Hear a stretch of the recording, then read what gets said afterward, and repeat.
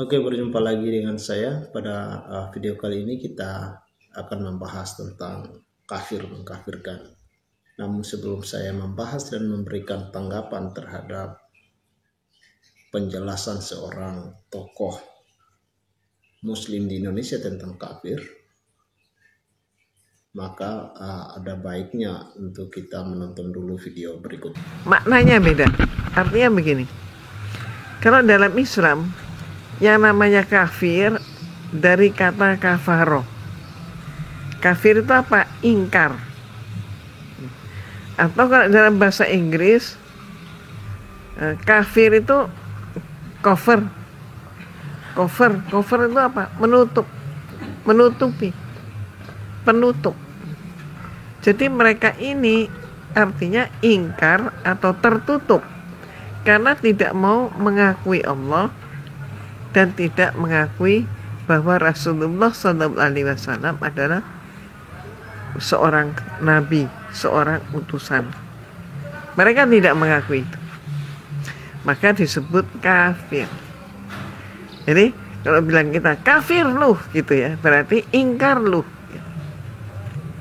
Ya memang dia ingkar kepada Allah dan ingkar kepada Rasulullah SAW selaku Nabi.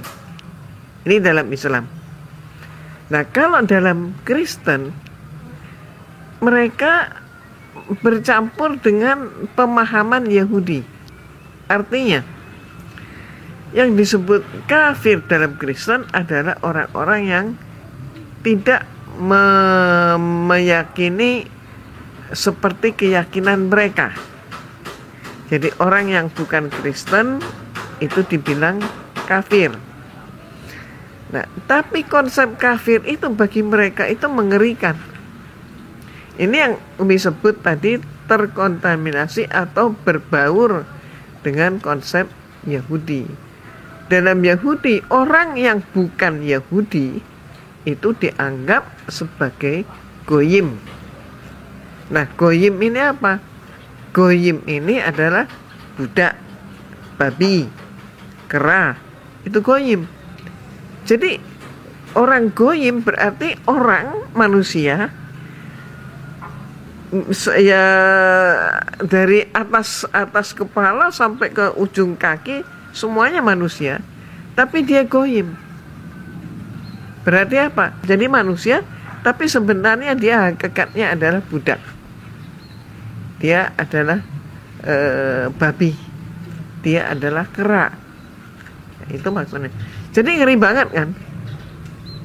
Ya mereka pikir umat Islam menyebut mereka kafir itu berarti menyebut mereka ini babi lu, kera lu, gitu. Terus kemudian anjing lu, gitu ya. Terus budak lu, gitu. Itu seperti itu. Jadi suatu yang katakanlah gimana ya, sesuatu hinaan gitu ya. Padahal maksudnya kafir dalam Islam itu ya kamu ingkar, kamu nggak sama dengan kami ya, karena kamu mengingkari Allah dan mengingkari Rasulullah. Nah kembali lagi, kalau persepsi mereka kafir, nah itu seperti itu. Makanya mereka marah, mereka tersinggung, mereka nggak senang. Tapi ada yang lebih parah lagi. Yang lebih parah lagi adalah orang Islam sendiri yang juga nggak ngerti istilah kafir itu apa. Berarti apa? Ya pemahaman tentang Islam sepertinya perlu belajar lagi. Itu aja. Video tersebut Irene Handono mengatakan bahwa orang Kristen telah gagal memahami definisi kafir yang mereka katakan selama ini. Bagi saya sebenarnya memang kata kafir bukan menjadi hal yang sangat luar biasa. Menurut Irene Handono, kafir berdasarkan konsep atau definisi dalam Islam adalah mereka yang menolak Nabi Muhammad sebagai utusan Allah dan tidak menerima Islam atau tidak memeluk Islam. Bagi saya itu definisi-definisi yang wajar saja. Kalau orang yang berada di luar Islam itu disebut kafir berdasarkan definisi itu, tidak apa-apa. Nah, akan menjadi masalah jika kemudian definisi itu dipakai sebagai sebuah acuan untuk melegitimasi diskriminasi terhadap pemeluk agama lain. Itu akan menjadi masalah karena agama lain memiliki definisi tersendiri tentang kafir, tentang siapakah orang kafir itu. Jika definisi Irene Handono mengatakan bahwa orang yang berada di luar Islam adalah orang yang kafir, maka dalam definisi Kristen, orang yang menolak Yesus Kristus sebagai Raja dan Juru Selamat juga adalah kafir. Jadi, setiap agama memiliki definisi kafir.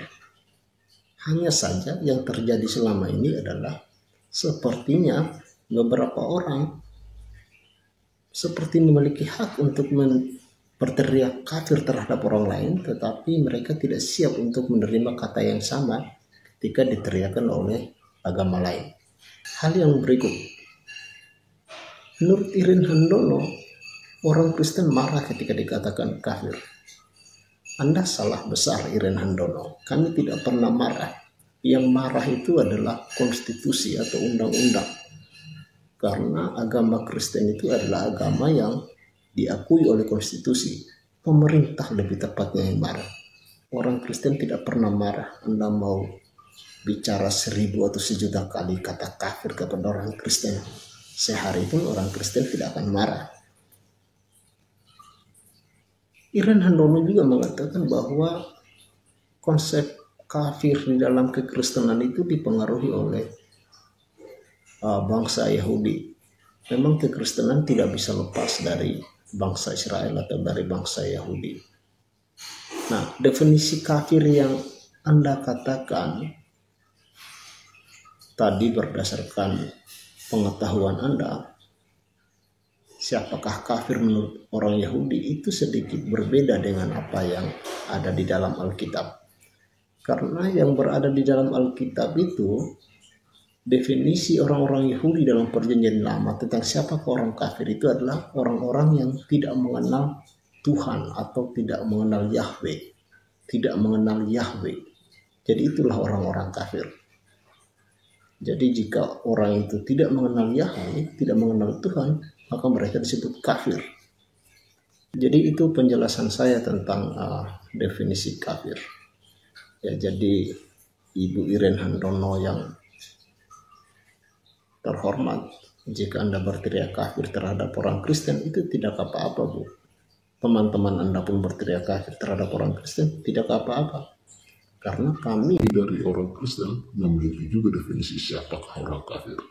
Jika Anda berteriak bahwa orang Kristen itu adalah kafir karena tidak menerima Nabi Muhammad, maka kami juga punya hak untuk berteriak bahwa ibu adalah kafir karena tidak menerima Yesus Kristus sebagai Raja dan Juru Selamat. Jadi sekian saja pemaparan saya tentang kafir mengkafirkan.